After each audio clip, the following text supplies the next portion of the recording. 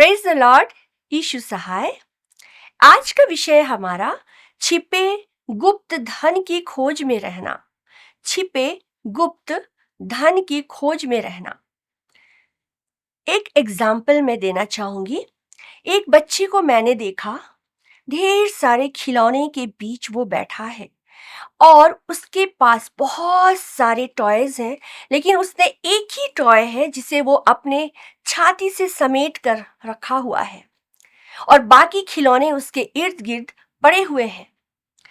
कुछ समय बाद कुछ बच्चे उसके पास आते हैं, उसके समक्ष आते हैं और ये जो बालक है ये अपने हाथ में पकड़े हुए टॉय को कसकर सुरक्षित पूर्वक समेट लेता है, अपने छाती से समेट लेता है और ये अन बोलता बालक ये अपने उस एक्टिविटीज से वो दिखाता है ये मेरा है, लेकिन ये सारे जो यहाँ पे खिलौने हैं इनसे तुम खेल सकते हो। लेकिन बच्चों की जो आदत होती है, ये बच्चे उन सारे खिलौनों को छोड़कर जिस खिलौने को वो पकड़ा हुआ है वे उसे छीनने की कोशिश करते हैं और वो बच्चा जो उसका प्यारा सा खिलौना है, जो प्यारा सा धन के समान है, उस बच्चे के लिए वो धन के समान है, वो उसे समेट कर पकड़ा है। वो चिल्लाने लगता है, वो रोने लगता है। वो अनबोलता बच्चा ये कहने की कोशिश करता है कि नहीं, बाकी सब तुम्हारा, लेकिन ये सिर्फ मेरा है। मेरे भाइयों और बहनों, क्या आपके पास ऐसा कोई धन है जिसे आपने बड़ी सेज के छिपा कर रखा है और उस धन के द्वारा आपको सुकून मिल रहा है? क्योंकि इस बच्चे को उस खिलौने के द्वारा सुकून मिल रहा है, क्योंकि वो जानता है कि ये मेरा है और उस खिलौने के साथ उसका लगाव है। लेकिन क्या आज आपके पास ऐसा कोई धन है जिस धन को आपने अपने हृदय से लगा कर रखा है और उस खिलौने के और उस धन के द्वारा, जैसे उस बच्चे के खिलौने के द्वारा वैसी उस धन के द्वारा, क्या आप उस सुकून को या उस शांति को आपके अंदर में आपको मिलता है, पाते हैं? आपने उस धन की प्राप्ति के लिए सब कुछ छोड़ने का निर्णय ले लिया है, क्योंकि उस बच्चे ने बाकी खिलौनों को बाकी लोगों के लिए छोड़ने का निर्णय ले लिया। क्या आज हम अपने उस धन को जो हमारे पास है, जिसे हम सुरक्षित रखे हैं, जिससे हमें शांति मिलती है, जिससे हमें आशीष मिलती है, जो सुकून देता है, उसके अलावे जो हमारे पास धन दौलत है और जो भी चीजें वस्तुएं हैं जो हमारे काम की नहीं, क्या हमने उसे भी समेट कर रखा है या हमने उसे बांटने की सोची है? हमने उसे किसी को दे देने की हमने सोची है या सब कुछ छोड़ देने की हमने सोची है? या फिर आज हम उस बीच मझधार में पड़े हैं जहां से हम ये नहीं सोच पा रहे हैं कि मुझे रखनी क्या है और मुझे बांटनी क्या है, मुझे किसी को देनी क्या है और मुझे रखनी क्या है? क्योंकि वचन हमें बताता है कि वह धन जिसे हम रुपये या दाम देकर नहीं वरन मोल ले सकते हैं, वचन हमें बताता है और हमें यह मिलता है मत्ती 13वां अध्याय का 44 पद में। क्या मिलता है हमें कि वह धन जिसे हम रुपये या दाम देकर नहीं वरन मोल ले सकते हैं, और यह हमें मत्ती 13वें अध्याय का 44 में हम पाते हैं। यहाँ यो लिखता है, स्वर्ग का राज्य खेत में छिपे हुए धन के समान है और किसी मनुष्य ने पाया और छिपा दिया। मेरे प्रियो, छिपा दिया और फिर अपना सब कुछ बेच दिया। और नेक्स्ट लाइन में हम अगर पढ़ेंगे, नेक्स्ट हम लोग पद में जाएंगे, हम लोग 13वें अध्याय का 45 पद में यदि हम लोग पढ़ते हैं, उसके अनुसार क्या लिखता है कि एक व्यापारी के द्वारा सच्चे मोतियों के खोज के बाद बहुमूल्य मोती को पाने के बाद फिर वो अपना सब कुछ बेच देता है। यहाँ पे दोनों प्रकार के लोगों के विषय में बतलाई जा रही है और कितनी समानता है कि दोनों ने धन पाया। मोती भी एक धन है और एक तो धन ही पाया है, और ये पाने के बाद वो क्या करते हैं, अपने धन दौलत को बेच देते हैं। अपने पास जो धन दौलत है, उसे वो संपत्ति है, उसे वो बेच देते हैं। अंतर क्या पड़ता है? आप धन पा रहे हो, उसे छुपा दे रहे हो, और ये धन है अपने पास जो हम बेच दे रहे हैं। मेरे प्रियो, बहुत गहराई छुपा है और इस बात को हमें जानना है। यहाँ पर एक मनुष्य है जिसने धन पाया, जो हमें 13वें अध्याय का 44 में मिलता है। वो एक मनुष्य है जिसने धन पाया और उस धन को उसने छुपा दिया, और ऐसा प्रतीत होता है कि वो उस धन को ढूंढा नहीं है, वो उसे मिल गया। कुछ लोगों को स्वर्ग राज्य यूं ही मिल जाता है, वो यूं ही उस उपस्थिति में पहुंच जाते, यूं ही उस जगह में पहुंच जाती। परमेश्वर की अनुग्रह है, ये परमेश्वर का दया है। लेकिन कुछ लोग उस व्यापारी की तरह है जो ढूंढता हुआ उस मोती को वो ढूंढता, बहुमूल्य मोती कहा गया है, उसे वो ढूंढता है और फिर वो पाता है, और फिर वो जाकर क्या करता, अपने सारे धन दौलत को उसने क्या करता है, बेच देता है। अब यह मुख्य बात यह है कि हम लोगों ने देखा कि कौन सी धन है, ये कौन सी धन है, ऐसी कौन सी धन है जिसे मिलने के बाद वे अपना सब कुछ बेच देते हैं। मेरे प्रियो, सब कुछ बेच देते हैं कि उस धन की पूरी सुरक्षा कर सकें। छुपा देना मतलब सुरक्षा करना, उसे सुरक्षित रख देना कि उसे अपने पास से कोई ना ले जाए।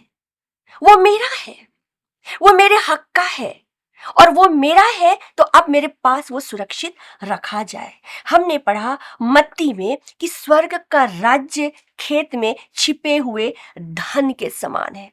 स्वर्ग का राज्य खेत में छिपे हुए धन के समान है, और कुछ लोग स्वर्ग के राज्य को अचानक या कहे बिना, कह सकते हैं कि ज्यादा परिश्रम किए बिना वे इसे प्राप्त कर लेते हैं।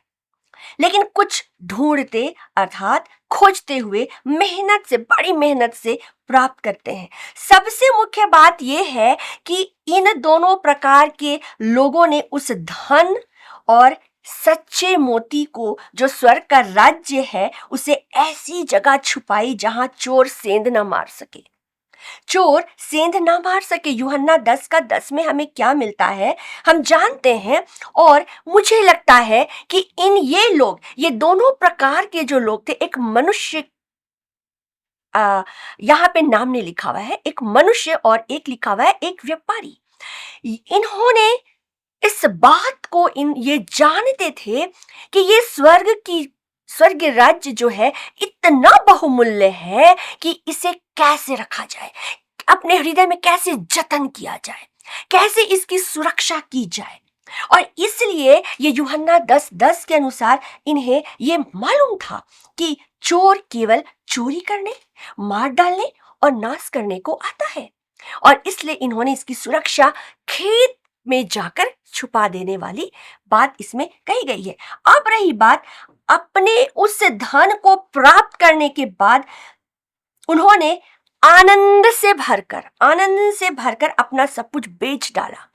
इसका क्या मतलब है? सब कुछ बेच डाला जो उनके पास था, क्योंकि वे इस स्वर्ग राज्य की प्राप्ति के बाद उनके हृदय में ये बात घर कर गई कि यदि इस स्वर्ग राज्य के पीछे इसे हमें सुरक्षित रखना है, तो हमें कुछ त्याग तो करना पड़ेगा।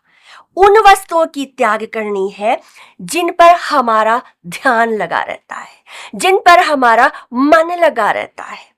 उन वस्तुओं को हमें त्याग कर देनी है ताकि हम स्वर्ग राज्य को अपने हृदय में सुरक्षित रख सकें, इसे कोई चोर सेंध ना मार सके, ये इसकी चोरी ना हो सके, इसे कोई चुरा कर ना ले जाए।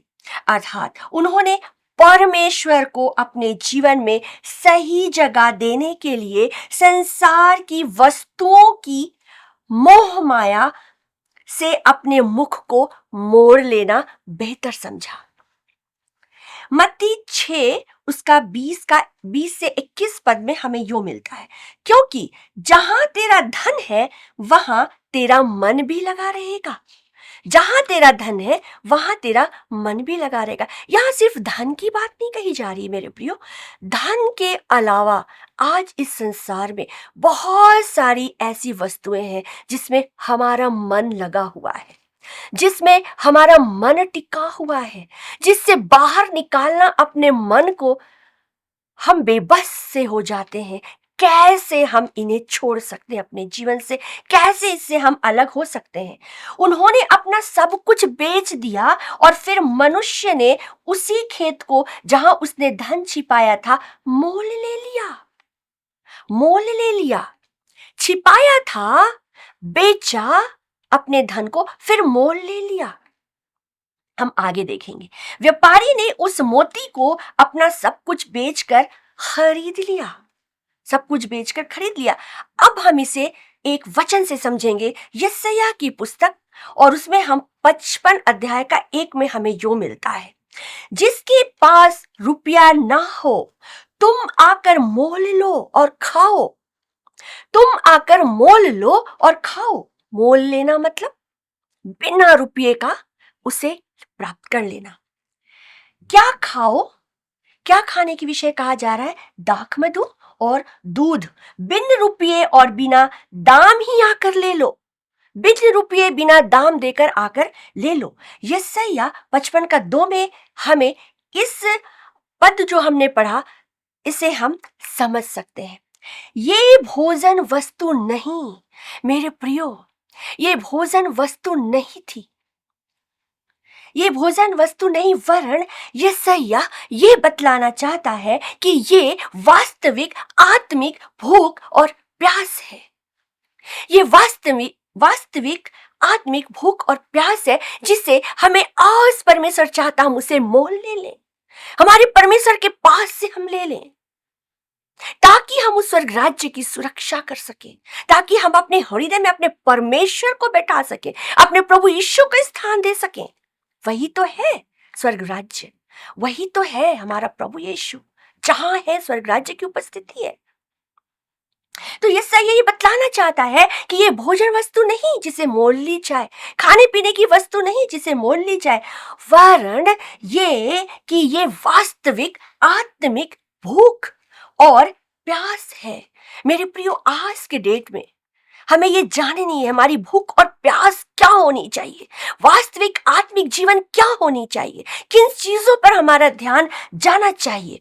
जो परमेश्वर की ओर से मिल रहे क्षमा, बहुतायत का जीवन एवं अनंत अनुग्रह में जीना, अनंत अनुग्रह और आनंद की भरपूरी विश्वास के द्वारा निःशुल्क, बिना दाम दिए, बिना रुपया दिए हमें उसे क्या करना है? ग्रहण करना है, उसे हमें मोल ले लेना है, अर्थात हमें ग्रहण करना है, अर्थात ये मुफ्त स्वीकार करना है, अर्थात इसे मुफ्त स्वीकार करना है।